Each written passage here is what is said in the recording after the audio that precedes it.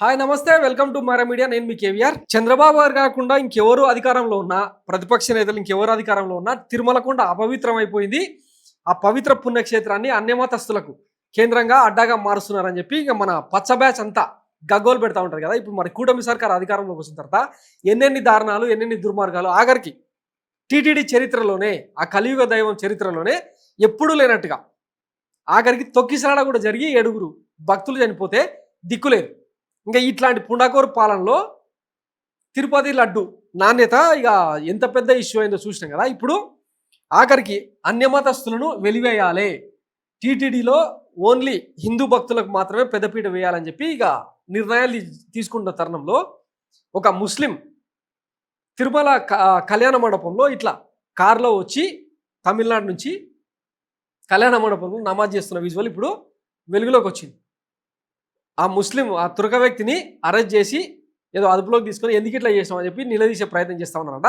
కానీ మరి అన్యమతస్తులు గతంలో వైఎస్ రాజశేఖర రెడ్డి అధికారంలో ఉన్నప్పుడు 7 కొండలను 2 కొండలుగా మార్చిండని జీవో ఇచ్చి తర్వాత క్రైస్తవ మతానికి తాకట్టు పెట్టిండని చెప్పి ఎట్లాంటి కథనాలు వండివార్చిందో చూసినాం కదా. మరి ఇప్పుడు ఇదంతా ఏంది? ఇప్పుడు ఈ కూటమి సర్కార్ వచ్చిన ఈ 12 నెలల కాలంలో ఎన్ని దుర్మార్గాలు. ఆఖరికి బొలినేని రామనాయుడు ఆ మిడ్ నైట్ మసాలా షోలు వేసుకునే వ్యక్తికి టీటీడీ చైర్మన్ అధ్యక్ష పదవి ఇచ్చిన తర్వాత, ప్రెసిడెంట్ పదవి ఇచ్చిన తర్వాత, చైర్మన్ పదవి ఇచ్చిన తర్వాత ఎన్నెన్ని దుర్మార్గాలు వెలుగులోకి వచ్చినాయి. ఏ ఒక్క దాని మీదనైనా ప్రాపర్ ఎంక్వైరీ నిర్వహించిరా? ఏ ఈఓ మధ్య చైర్మన్ మధ్య ఎప్పుడు వివాదాలు నలుగుతూనే ఉంటాయి. ఆంధ్రజ్యోతి రాధాకృష్ణ వాటి మీద కథనాలు రాస్తూనే ఉంటాడు, విషయం జిమ్ముతూనే ఉంటాడు. మరి ఇప్పుడు దీనికి ఏం సమాధానం చెప్తారు? ఎవరైనా పరమత అంటే తిరుమలకొండను ఎవరైనా దర్శించుకోవచ్చు, ఆ స్వామివారిని పూజించుకోవచ్చు, మనసు నిండా కోరిన కోరికలు కోరుకోవచ్చు అని చెప్పి తిరుమల పవిత్రత చెప్తా ఉంది కదా. కానీ ఏం చేయాలి? దానికి ముందు డిక్లరేషన్ ఇచ్చి దర్శించుకోవాలనేది ఒక రూల్. మరి ఇంత బాజాప్తా వాడు పైకి వెళ్ళి కళ్యాణ మండపంలో నమాజ్ చేసిందంటే వ్యవస్థ ఎంత డొల్లతనంగా పనిచేస్తుందో అర్థమవుతలేదా? ఎవరి పాలనలో తిరుమల అపవిత్రమైంది, అన్యాక్రాంతం అవుతా ఉంది. ఆయననేమో గుళ్ళు గోపురాలు తిరుగుతా బొల్లేని రామనాయుడు ఇవన్నీ పట్టించుకోవట్లేడు. మరి తిరుమల తిరుపతి దేవస్థానంలో పనిచేస్తున్న అన్యమతస్తులు, ఉద్యోగస్తులను సైతం బదిలీ చేయాలని బోర్డు నిర్ణయించింది. తిరుమల కొండకు వచ్చే వాహనాలపై ఇతర మతస్థులు చిహ్నాలు ఉన్నా కూడా అనుమతించరు. తిరుమల కొండపై అన్యమతస్థులకు చెందిన ఫోటోలు, లాకర్లు, చిత్రపటాలు నిషేధం.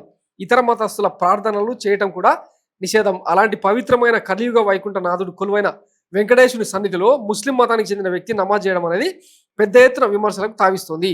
తిరుమల కొండ పైన, అది కూడా పురోహితుల సంఘం భవనం ఉన్న చోట నమాజ్ చేయడం, ఆ వీడియో సోషల్ మీడియాలో రావడం తీవ్ర చర్చనీయాంశమైంది.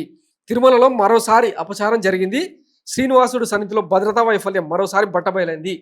పురోహిత సంఘం వద్ద ఉన్న ఖాళీ ప్రదేశంలో అన్యమతస్తుడు నమాజ్ చేయడం కలకలం రేపుతోంది. 10 నిమిషాల పాటు ముస్లిం మతానికి చెందిన వ్యక్తి సీసీ కెమెరాలకు ఎదురుగానే నమాజ్ చేస్తున్నప్పటికీ భద్రతా సిబ్బంది పట్టించుకోకపోవడం హైలైట్ అనమాట.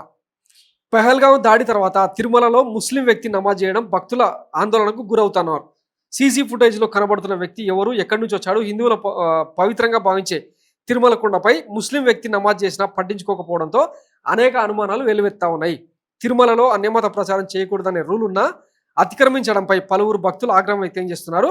తిరుమలలో అన్యమతస్తులు ప్రార్థనలు చేయడం వెంకన్న స్వామికి అపచారం చేయడమేనని భక్తులు మండిపడుతున్నారు. గత ఘటనల దృష్ట్యా ఇప్పటికైనా పటిష్ట నిఘా వ్యవస్థ ఏర్పాటు చేయట్లేదు కాబట్టి విమర్శల పాలవుతా ఉంది. ఇంకా ఇది మన కూటమిలో ధర్మ పరిరక్షణ.